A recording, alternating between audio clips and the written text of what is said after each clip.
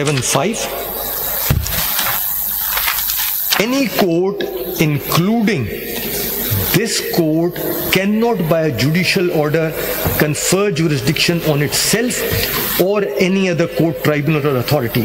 The power to confer jurisdiction is legislative in character. Only the legislature possesses it. No court can create or enlarge its own jurisdiction or any other court's jurisdiction, nor any court has any inherent or plenary jurisdiction because of the constitutional command in Article 175, paragraph 2 of the Constitution. The courts in Pakistan do not possess any inherent jurisdiction on the basis of some principles of common law, equity or good conscience, and only have that jurisdiction which is conferred on them by the Constitution, by or under any law. This is a concurring opinion. Paragraph में भी आ जाए, page 226 पे, paragraph 13.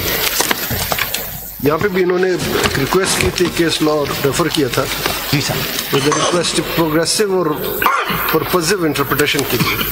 The Lordship takes the view in the last 4 lines, the word referred in the circumstances is of no assistance. Mike Lelezen? Sorry. The referred judgment in the circumstances is of no assistance. ऊपर से paragraph 13 से पढ़. All right, Mala, I can. As far as the judgment relied upon by the learned counsel for the appellant, PLD 2024, Supreme Court 698, with regard to purposive and progressive interpretation of the Constitution is concerned, relevant provision whereof is reproduced as under, in absence of express words or enactment preventing the council from inquiring into the matter upon resignation or retirement of a judge, jurisdiction of the council cannot be abolished, ousted or terminated. Since there is no express provision in the Constitution, nor is there any enactment preventing the council from continuing its proceedings of inquiry in a situation where a judge is retired or resigns before conclusion of the inquiry, it is the constitutional obligation of the council to conclude the inquiry initiated against a judge and form an opinion regarding his conduct.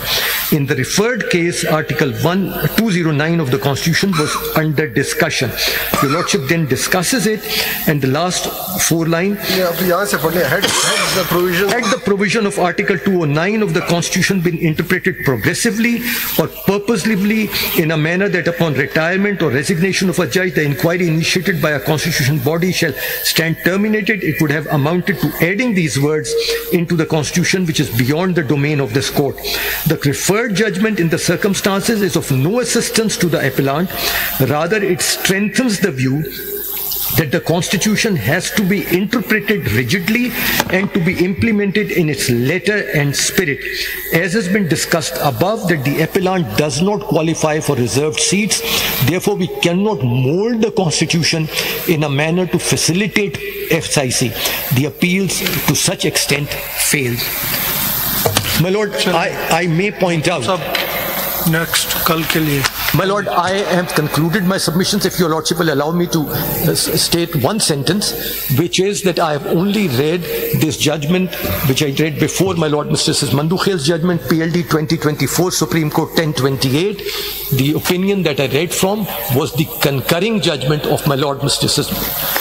Mansoor Ali Shah Sahib. Because he is in the majority, I point out that he himself draws a distinction between interpretation of the Constitution and an amendment or rewriting of the Constitution, and my respectful submission is that over here a review lies because the Constitution has been rewritten. Review पे तो अब तक आपने बताया नहीं कि वो review जो grounds है review के provided by Order 47 Rule 1. My Lord, I identified those judgments, and I right in the beginning a series of judgments, and I said that the grounds of review are that the parties who were granted relief were not before the court. The parties who had been denied as a consequence of their general election a proportion of the reserved seats were not before the court. The parties in favor of whom the notification of the Election Commission was struck down were not before the court. That these matters were not a matter of record before the Honorable Court. The timelines provided by the majority judgment were beyond the Constitution. And It was on the basis of these submissions. Article 225, Article 175, Paragraph 2, Article 199, 1B2 were not even referred to in the majority judgments. So, passing a judgment which moves away from any of these constitutional provisions and allocates these writs on the basis of a doctrine of constitutional fidelity, which doesn't have moorings either in the Constitution or the jurisprudence of this Honorable Court, was not warranted. Likewise, Article 187 did not give this Honorable Court any jurisdiction in the matter. It allowed this Honorable Court to dispose of a lis in which jurisdiction was validly invoked by molding relief. Those are the grounds of review. Suppose आपकी review अगर allow होती है, suppose, तो what would be the consequences? क्या होंगे? कौन से prevail करेगी judgment? My lord, if the review, बाकी judgments और भी हैं. No, my lord, yes, may I say, if the review can be allowed in a number of manners. If the review is completely allowed, then it is the majority judgment which is overturned, which is reversed. So far as the minority views are concerned, there is no review petition against a minority view because the review petition is against the majority judgment of the court. But in the review petition, this Honorable Court may take a different view and say we uphold the review to this extent or to this within these limits as well, and then that would become the judgment of the court. Any view can be taken. Even I can change my view. My lord, this is what has been. I do not refer to Chirag Cement because a serious objection was taken, but it is said, yes, your lordship can change your views. It is there in the judgment of my lord Mrs. Mansoor Ali Shah in the Chirag Cement case. Pathan की एक ही ज़बान होती है. Yes, but the views can change. You have completed your. My lord, that's my submission. इनके बाद कौन करेगा? Mr. Makhdoom Ali Khan, the counsel for the review petitioners, has completed her arguments on behalf of the SIC respondent. SIC? No other respondents, no other petitioners would argue? नहीं वो इन्होंने करना तो. My lord, on behalf of the Election Commission, I have submitted written formulations with detailed arguments, and those may be taken as my submissions, my lord. And my written submissions are also there, my lord, in CMA number 3104, my lord. Taken on record, my lord. ठीक है. Lordship, on behalf of so that there is no right of rebuttal because they have all given up their right. Lordship, आपसे arguments of Makhdoom Ali Khan. Lordship, on behalf of petitioner Pakistan People's Party, I will submit the written argument synopsis to by tomorrow.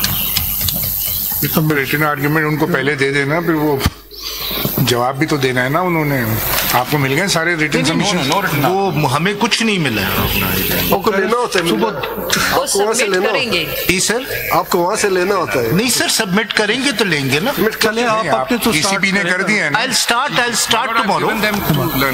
I'll start tomorrow and once they give it, क्योंकि ये एक दिन में तो वैसे ही नहीं खत्म होगा. I'll start tomorrow. आप आज ले लें जो भी लेना है. जी, I still have to be stated. Yes, your lordships have not heard the facts. yes.